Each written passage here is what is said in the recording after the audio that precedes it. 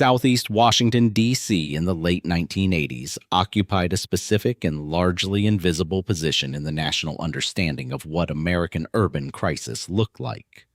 The city's geography of suffering was not the geography its public image projected. The monuments and the marble in the federal buildings along the mall presented one Washington to the world. Another Washington existed a few miles east and south, in the neighborhoods along the Anacostia River, and in the blocks surrounding Congress Heights and Barry Farm, and the corridors of Southeast that the federal city's promotional apparatus had organized itself, with considerable success, to keep out of frame. The distance between the two Washingtons was not measured in miles. Yet it was measured in the specific quantity of institutional attention that the country directed at its capital's public face, and withheld, systematically and consistently, from its residential interior. Wayne Perry grew up in this interior Washington.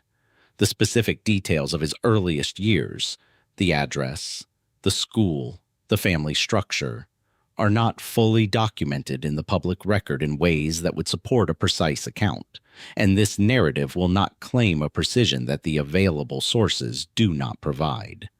What is documented, through the journalism that followed his arrest and prosecution, and through the accounts of people who knew him during his formative years in Southeast D.C., is that he was a young man coming of age in a city that was, by the late 1980s, producing more murders per capita than almost any other American city, and doing so in a specific institutional environment that combined profound poverty, a collapsing public health infrastructure, a crack cocaine epidemic arriving with particular ferocity, and a law enforcement apparatus whose relationship with the communities it nominally served had been damaged by years of mutual suspicion and documented abuse.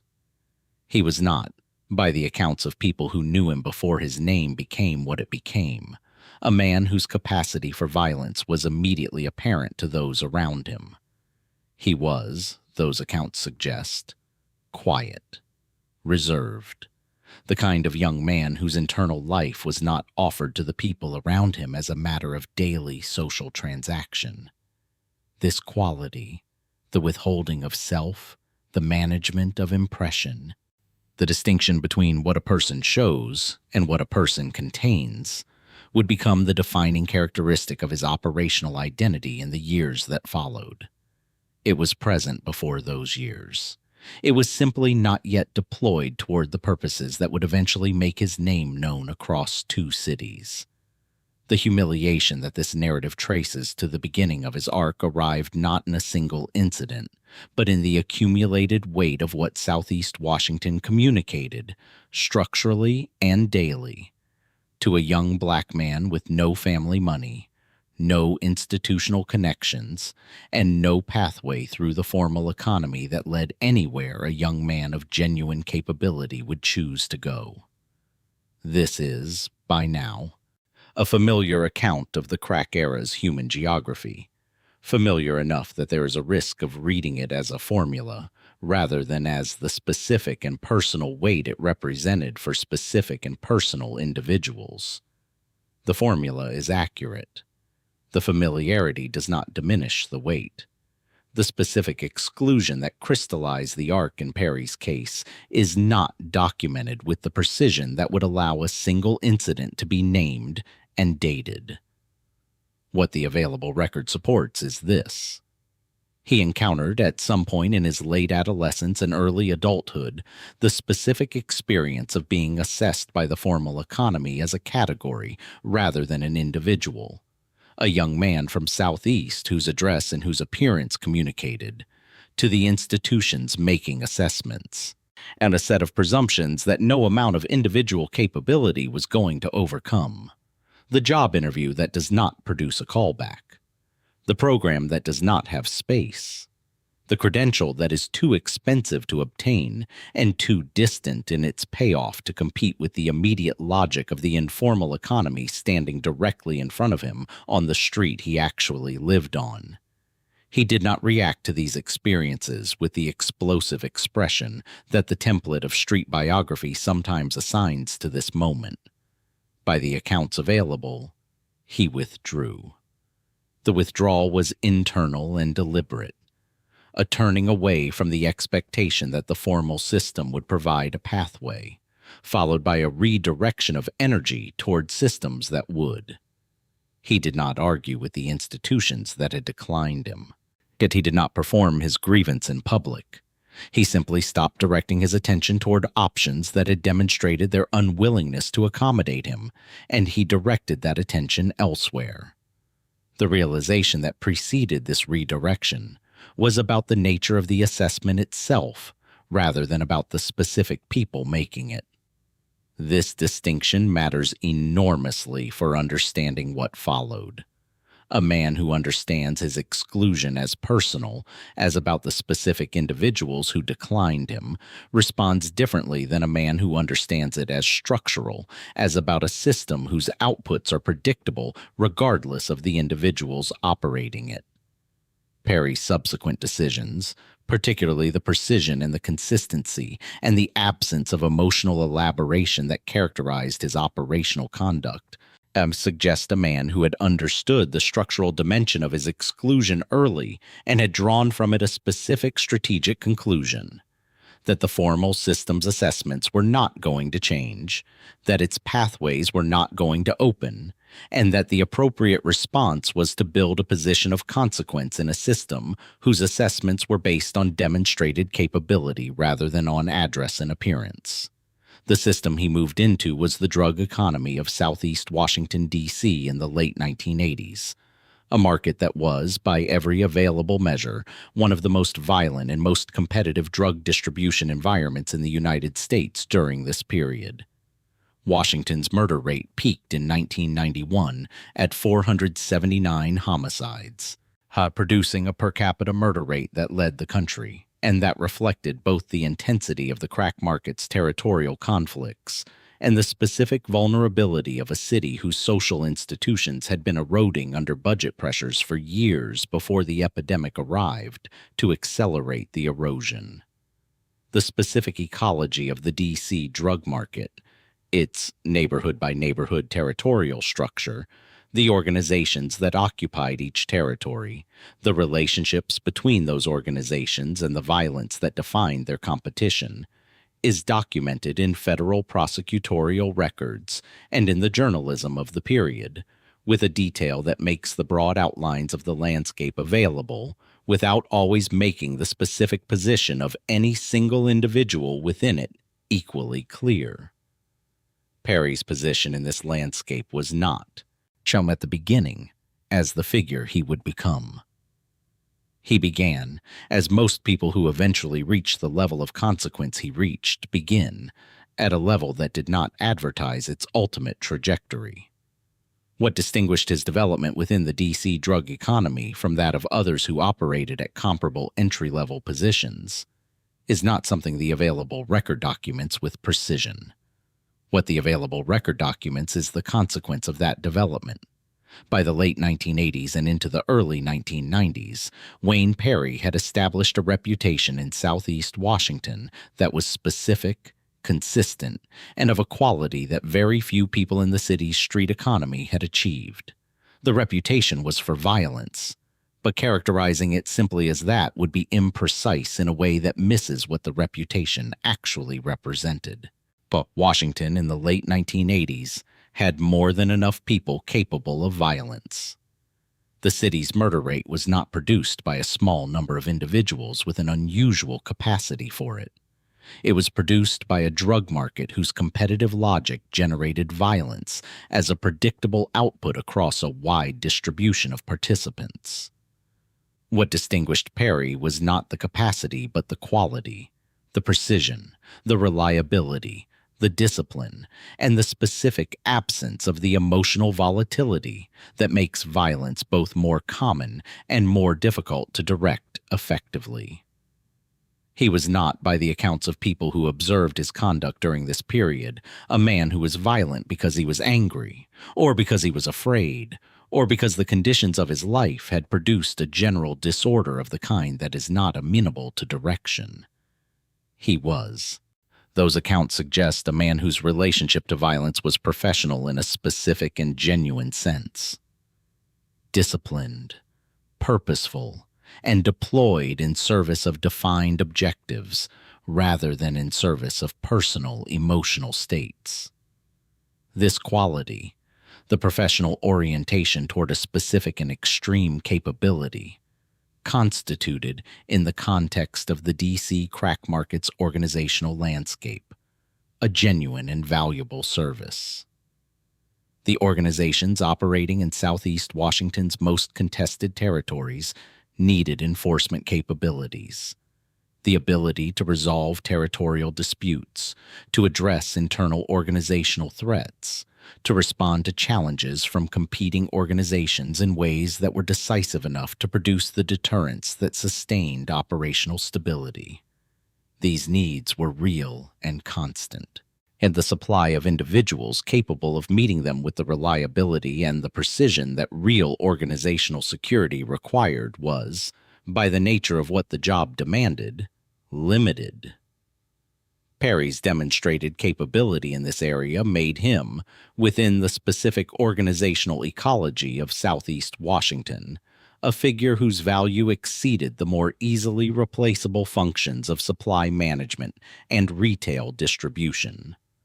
The coalition he assembled around this position was not a coalition in the conventional sense of allies recruited toward a shared objective. It was, more precisely, a network of organizational relationships whose structure reflected the specific logic of the service he provided. And he was not building an empire of his own in the way that the crack era's most prominent organizational leaders built empires, accumulating territory, establishing retail distribution points, managing workers across a geographic hierarchy. He was, according to the documented record and the accounts of people familiar with the D.C. drug economy's organizational landscape during this period, functioning at a level above the retail distribution structure, a resource available to organizations that needed specific capabilities brought to bear on specific problems. This position had a specific economic and strategic logic. A retail drug distribution organization operating in a competitive and violent market requires, at intervals, the ability to apply decisive force against threats that cannot be resolved through negotiation or through the ordinary mechanisms of organizational discipline. The cost of maintaining this capability internally, of employing and managing individuals capable of providing it on a full-time basis, is significant in both direct financial terms and in the organizational risks that violent individuals, when idle or when poorly directed, inevitably generate. An external contractor who provides the capability on demand, who can be deployed when needed, and whose presence does not generate the organizational liabilities of full-time employment, represents a more efficient solution. Perry functioned as the solution for the organizations that employed him, and his value to them was in direct proportion to the reliability and precision that distinguished his work. The strategic clarity of this position is worth pausing on, because it is the element of his story that most clearly reflects the analytical intelligence that the template requires, and that Perry's choices most consistently demonstrated. He was not operating randomly. He was not accumulating enemies through undisciplined violence or generating law enforcement attention through the visible flamboyance that marked the conduct of some of his contemporaries. He was operating with a specific understanding of what his capabilities were, what the market for those capabilities was, and how to position himself within that market to maximize both the return and the operational security that came from a narrowly defined and well-managed service offering. The relationship that would define the second and ultimately decisive phase of his story began through the connection between Washington's crack market and the New York organizations that supplied portions of it. The specific mechanics of how Wayne Perry came into contact with Alberto Martinez, Alpo, are not documented with a precision that supports a single authoritative account. What multiple accounts agree on is that the connection was made, that it developed into a working relationship, and that by the time Alpo Martinez relocated from Harlem to Washington, D.C., a move that appears to have occurred in the early 1990s. Following the pressures on his Harlem operation that the death of Rich Porter and the law enforcement attention that followed had generated, Perry was positioned in D.C.'s organizational landscape in a way that made the partnership between them both natural and mutually valuable. Alpo Martinez arrived in Washington with money, with supply connections, and with an ambition to establish a significant presence in D.C.'s crack market. What he needed, in a city whose territorial geography was already established and whose organizational power structures had been built through years of violent competition, was a figure of sufficient standing within that landscape to provide both the enforcement capability and the organizational credibility that a newcomer required. Perry provided both. His reputation in Southeast Washington preceded any meeting, any arrangement, any formal articulation of terms. It was, by the time Alpo arrived, sufficiently established that its deployment on behalf of Alpo's organizational interests constituted a genuine and immediate strategic asset. The partnership that developed between the two men has been described in the accounts of people who observed it from various distances as genuinely bilateral in its early phases. Not a simple employer-employee arrangement, but a relationship of mutual utility in which each party brought something the other needed. Alpo brought capital, supply access, and the specific kind of organizational ambition that builds distribution networks quickly. Perry brought local knowledge, enforcement capability, and the community standing in D.C.'s street organizational landscape that Alpo lacked and could not quickly acquire.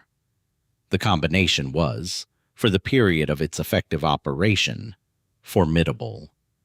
The execution of this partnership across the early 1990s produced a series of outcomes that the federal prosecution that eventually addressed it would document with considerable detail. The specific incidents, the specific acts of violence that were attributed to Perry and that form the evidentiary basis of his prosecution, are documented in federal court records and in the reporting that followed the case. This narrative will not itemize those incidents in a way that reduces them to a catalog, because the human cost of each one was real and was borne by people whose lives are not served by being rendered as entries in a list. What the pattern of those incidents, taken together, documents, is an operational consistency, a quality of disciplined, directed action over a sustained period that was not random and was not impulsive and reflected, in the specific way the evidence compiled, exactly the professional orientation that the accounts of people who knew Perry had identified as his defining characteristic. The law enforcement response to the Perry-Martinez operation in Washington developed across a period during which federal organized crime statutes, particularly the Racketeer-Influenced and Corrupt Organizations Act and its application to drug distribution conspiracies, were being deployed against D.C.'s crack economy with increasing sophistication. The U.S. Attorney's Office for the District of Columbia and the FBI's Washington Field Office were, by the early 1990s, assembling the kind of long-term conspiracy cases that required patient intelligence development rather than reactive arrest and prosecute cycles. The Perry-Martinez operation drew this attention. The investigation that resulted was sustained across multiple years and produced a prosecutorial record of considerable scope. The first significant break in the operational environment came not from law enforcement action against Perry directly, but from the trajectory of Alpo Martinez himself. Martinez was arrested in 1991 in connection with charges arising from his drug distribution activities. The specific circumstances of his arrest and the charges he faced at that moment are part of the documented record of his prosecution. What happened next is the hinge point of the entire story and the element that defined Wayne Perry's ultimate fate most completely. Alberto Martinez cooperated with the federal government. The decision by Alpo Martinez to cooperate, to provide federal prosecutors with information about his own organization's activities, about the people who had worked with him and for him, and about the specific acts of violence that had characterized the organization's operation, was, from the perspective of the legal system, a rational response to the situation he faced. The charges against him were serious.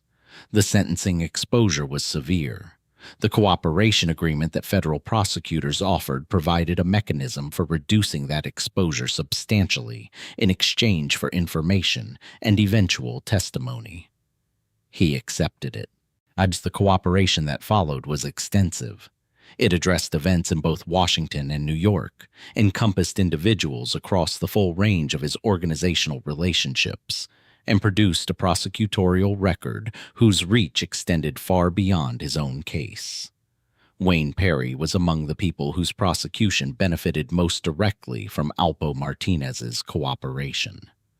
The information that Martinez provided about Perry's activities, the acts of violence that had constituted Perry's service to the partnership, the specific incidents that federal prosecutors could now build cases around with a cooperating witness's testimony as a foundation, formed a central element of the case that was eventually brought against Perry. The federal indictment that resulted from this investigation charged Perry with multiple counts of murder in aid of racketeering, drug distribution conspiracy, and related offenses. The evidentiary record was extensive. The cooperating witness at its center was the man whose organizational interests Perry had served for years. Perry did not cooperate. This fact is documented in every account of his case and in the court record itself. He did not provide information to federal prosecutors. He did not accept a plea arrangement that would have required cooperation. He did not, at any stage of the federal prosecution that addressed his conduct, choose the path that Alpo Martinez had taken. He contested the charges against him at trial. He was convicted. He was sentenced to life in federal prison without the possibility of parole. The contrast between these two outcomes, Martinez's cooperation and reduced sentence, Perry's refusal and life sentence, has been the subject of extended discussion in the accounts and analyses of their story for the decades since the prosecution concluded. The contrast is stark and its terms are not ambiguous. Martinez provided information that helped convict Perry and others. Perry received a sentence that removed him from the world for the remainder of his life. The formal legal system produced exactly the outcome that the logic of cooperation versus non-cooperation in the federal sentencing framework was designed to produce. The strategy that Perry employed, if the choice not to cooperate, can be called a strategy, and there is a reasonable argument that it can, was not a strategy directed at the legal outcome of his case. No rational assessment of the available evidence in the federal sentencing guidelines applicable to his charges could have concluded that non-cooperation was the path toward a more favorable legal result. He knew this. The people representing him knew this. The choice not to cooperate was made with full knowledge of its legal consequences. The strategy, if the word is applicable at all, was directed at a different kind of outcome entirely, at the preservation of a specific identity and a specific standing whose value existed outside the legal system's categories. Wayne Perry's reputation had been built on a particular quality, and that quality was most precisely characterized not as violence, but as reliability. The characteristic of a man who did what he said he would do, who honored the commitments he had made, who did not, when institutional pressure was applied, become a different kind of man than the one the commitment had been made by. This quality was the foundation of everything he had built in Southeast Washington's organizational landscape. It was the basis on which organizations trusted him with their most consequential problems.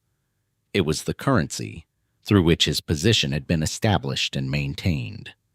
To cooperate with the government, to provide the information that would allow the prosecution of people who had trusted him, including people who had trusted him with the kind of information that could only be shared between individuals whose reliability to each other was absolute, would have been, in the specific value system that Perry operated within, and that the D.C. and Harlem street communities had built across decades of organizational life. The destruction of the identity that gave his existence its meaning. This is not an endorsement of that value system. It is the most honest, available account of the calculation he made. The victory that his non-cooperation represented was not a legal victory. It was not a victory that changed the formal outcome of his case, or that altered the sentence he received, or that produced any modification in the federal government's treatment of his prosecution. It was a victory that existed entirely within the informal accounting system of the communities whose regard he had spent his life building and maintaining.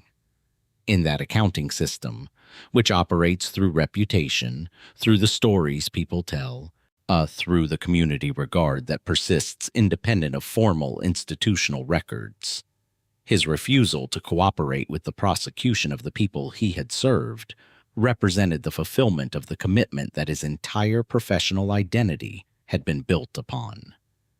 He had been, throughout his operational career, the person whose reliability in the most consequential circumstances could be absolutely depended upon.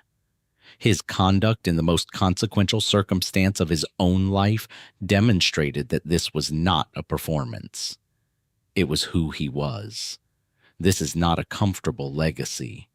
The acts for which Perry was convicted were real. The people whose deaths were attributed to him were real people whose lives ended and whose families carried the loss in ways that no analysis of Perry's code of conduct can address or diminish.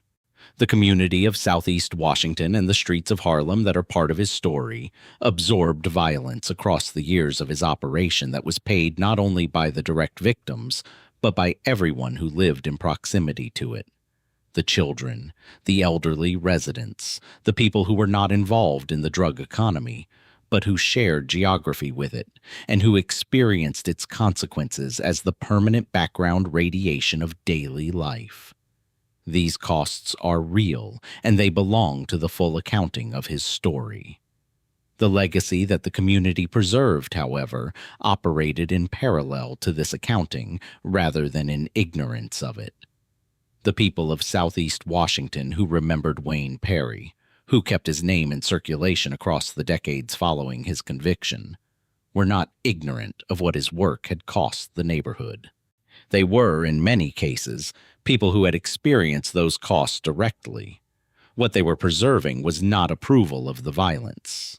What they were preserving was the observation that, in a world where the formal systems of loyalty and obligation, employer and employee, citizen and government, individual and institution, had consistently demonstrated their unreliability to the communities of Southeast Washington and Harlem, a man who kept his word at the absolute maximum cost to himself represented a quality that the community did not have the luxury of encountering often enough to regard as unremarkable.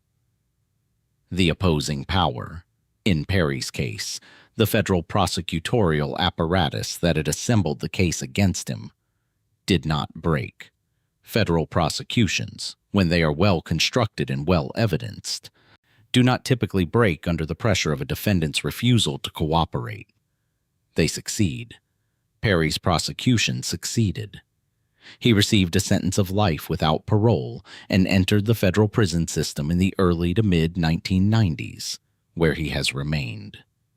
What did change, as a consequence of his conduct during the prosecution, was the community's relationship to the two figures whose fates had diverged so completely. Alpo Martinez, released from federal custody following the completion of the cooperation-adjusted sentence he received, returned to the world carrying the specific weight that cooperation in the federal prosecution of former associates assigns to a person in the informal accounting of the communities involved. He was not, by the accounts of people who observed his return and his years of post-release life, had received in those communities as someone whose conduct during the prosecution had been forgiven or forgotten. He was, by those accounts, a man navigating the consequences of a choice whose terms the communities most affected by it had not accepted as final, simply because the legal system had moved on. He was murdered in New York City in November 2021. He was 56 years old. The specific circumstances of his death and the identity of those responsible are, at the time of this writing, part of an ongoing investigation whose details are not available for inclusion in this account. What is available is the fact of his death, its occurrence in the city, New York, where a significant portion of the history this narrative describes was made, and the reaction to it in the communities that had watched the entirety of his story unfold across 3 decades.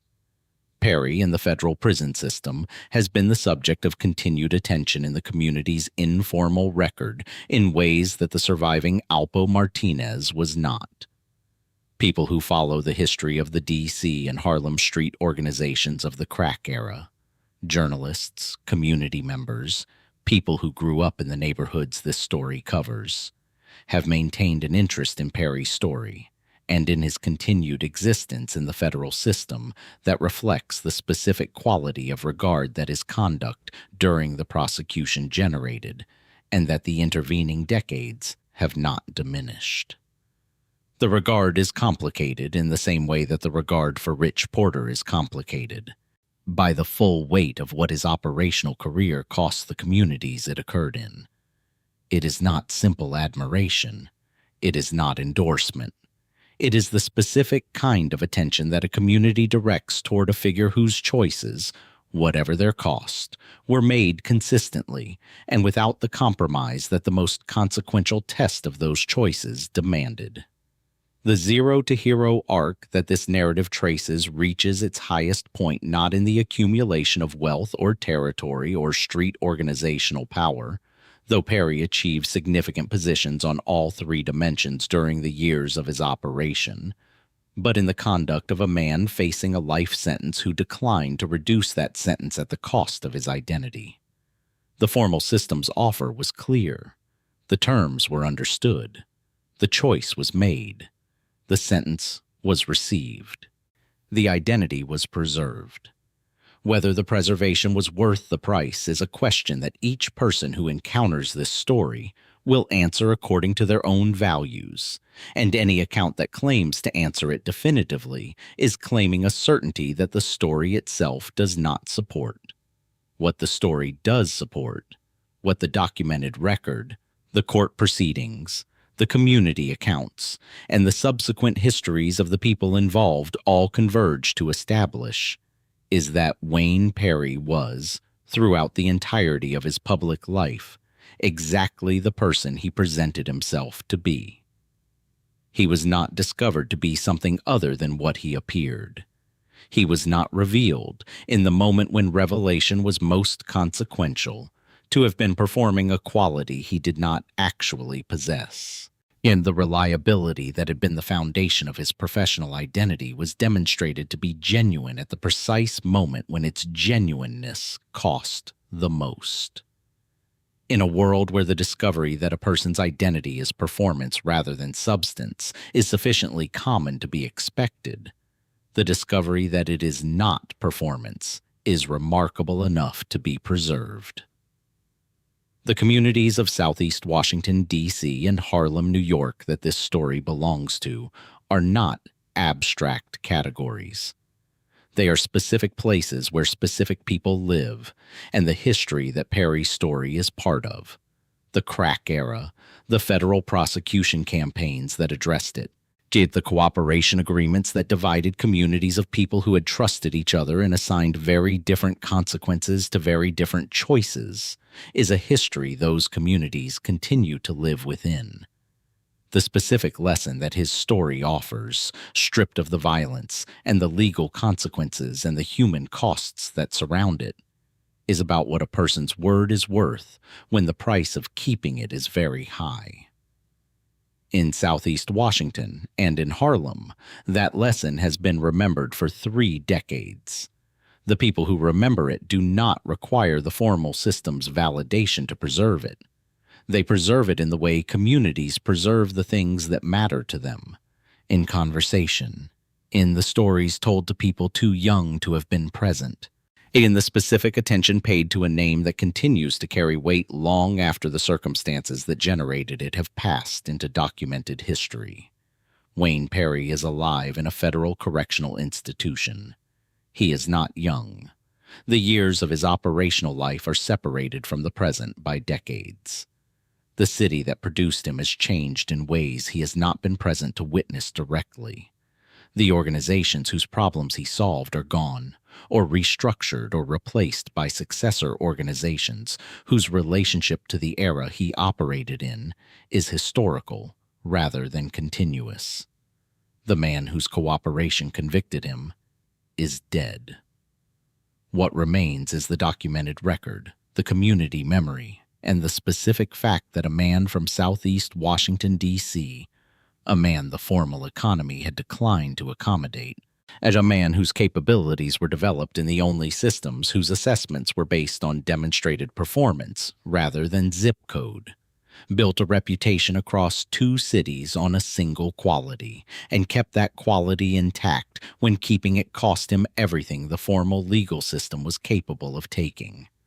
The cost was real. The keeping was real. The story belongs to both of those facts simultaneously, and no honest account of it can hold one without the other.